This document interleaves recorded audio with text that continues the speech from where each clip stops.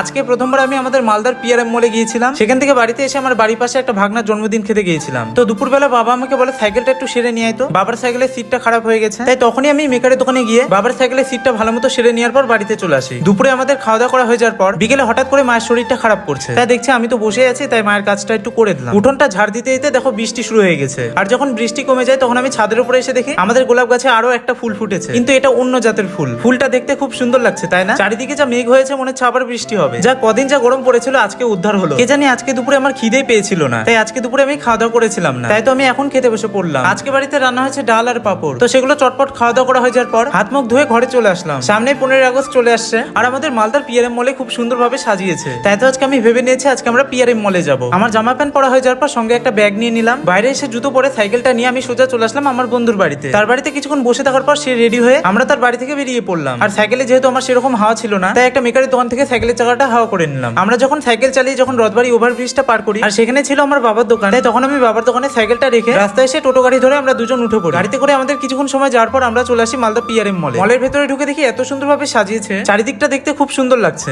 চলন্ত সিঁড়িতে উঠে আমরা উপরে চলে আসলাম। তারপর জুডিওতে এসে আমরা অনেক কালেকশন দেখলাম। প্রতিটা কালেকশন গুলো বেশ ভালোই আছে। আমি ভাবছি যখন আমি এর পরে আসবো তখন আমি এখান থেকে কিছু নিয়ে যাবো। জিনিসগুলো দেখলাম খুব ভালো আছে। তারপর আমরা চারিদিকে ঘুরে ঘুরে আমরা একটু রিলস বানিয়ে নিলাম, যে ভিডিওটা তোমরা আমার ইনস্টাগ্রাম আইডিতে দেখতে পাবে। অনেকক্ষণ সময় আমরা মলে ঘোরাঘুরি করার পর আমরা মল থেকে বেরিয়ে গেলাম। আর বাড়িতে আস্তে আস্তে অনেকটা রাত হয়ে যায়, কারণ যখন আমি বাবার দোকানে সাইকেলটা নিয়ে আসতে যাই তখন বাবা আমাকে একটু দোকানদারি করতে বলে, সেখান থেকে আস্তে আস্তে অনেকটা দেরি হয়ে যায়। তাই বাড়িতে এসে মুখ চোখ ধুয়ে পাশের বাড়িতে একটা ভাগনার জন্মদিন ছিল, সেখানে আমি জন্মদিন খেতে চলে আসি। লুচি, পায়েস, তরকারি, বুদিয়া সেগুলো খাওয়া দাওয়া হয়ে যাওয়ার পর তখন আমি বাড়িতে চলে আসি। তোমাদের কাছে ভিডিওটা ভালো লেগে থাকলে অবশ্যই তোমরা পাশে থাকবে।